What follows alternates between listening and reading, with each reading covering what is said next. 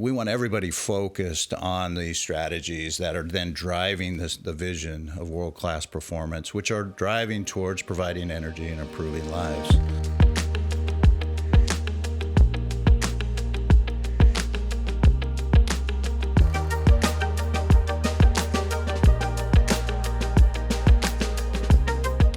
Welcome to Today and Tomorrow, where we speak with Phillips 66 leaders who are shaping our future. I'm Ortiz, Phillips 66 Communications, and today we're joined by Rich Harbison, Executive Vice President of Refining, to talk about how our refining business has been evolving.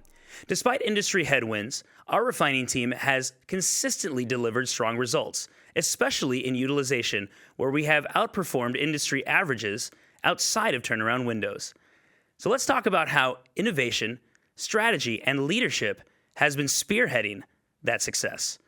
Rich, how's it going today? Great, Al. Thanks for having me here. Yeah, absolutely. Thank you for joining us. So let's dive into exactly what I was just talking about. Refining has faced its fair share of challenges, yet Phillips 66 continues to outperform the industry in utilization. Case in point, 99% in the most recent quarter. So what's driving that success? In refining, we've been on this journey. And about 3 years ago, we embarked upon a cost restructuring. It was very clear and evident that we were not being competitive on the cost front. And that was the first part of this journey. And then that evolved into what we called our margin effort. And in that margin effort, it was really focused on two things. One, clean product yield, and the second, utilization, as you referenced there, the 99% utilization.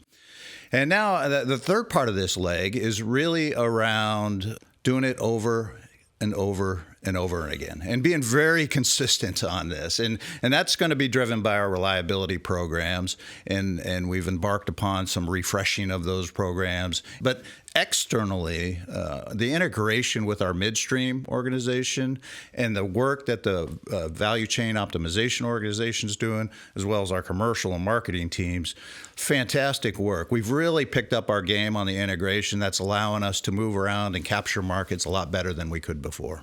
Let's talk about tomorrow and beyond.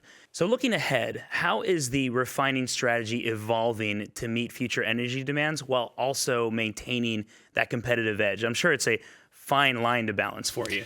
So I think the key to this is really around flexibility and optionality.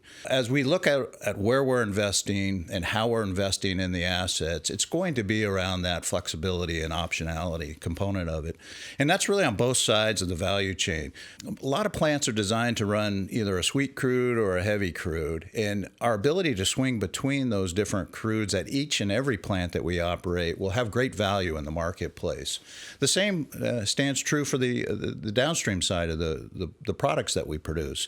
And our ability to swing between gasoline and distillate production, swing between high octane and low octane material, or jet production versus distillate diesel production, has incredible value to capture the market opportunities. And I think you've spoken about WRB as well in terms of optionality. When I think about the WRB acquisition and how that fits in the Mid-Continent, we're actually adding another refinery to that mix with Ponca City, right? So now we have three significant refineries in the Mid-Continent area that can operate as one, and they're very well integrated with our Midstream operation. Where you go to the Sweeney site, it's a single site that demonstrates this integration model no better than any of our other sites. We have the Midstream fracs, we have the refining operation, and then we have the CP Chem operation, all there operating as one.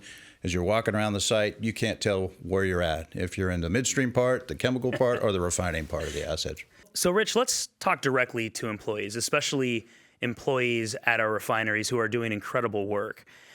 What message do you have for employees about the opportunities that lie ahead in refining and how their work contributes to our long-term success? Connecting every individual to a very esoteric vision of what the future looks like and how you make that connection is so absolutely critical to the success of the organization. So when I think about this, it's really making it easy to make that connection. And we have a vision in refining. We've separated it into pillars, 5 very obvious pillars. And inside of those are very clear tactics that tie back to the organization. And hopefully every person in the organization can make that connection. We want everybody focused on these strategies that are then driving the vision of world-class performance, which are driving towards providing energy and improving lives. And there's one other thing that I've learned over the years that is, I think, very critical to the leadership of a large organization, and that is every role in the organization is important. There's no role that's more important or less important than any other role.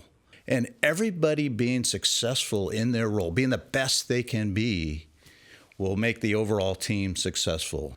That's great, Rich. Thank you so much. And not only for that answer, that very inspiring answer, but for taking the time out today and for providing us insight into refining's undoubtedly strong future at Phillips 66. So we really appreciate your time. Yeah, thanks, Al. I appreciate the opportunity. That about does it for us here today. But remember, stay tuned for more conversations with Phillips 66 leaders right here on the Today and Tomorrow series.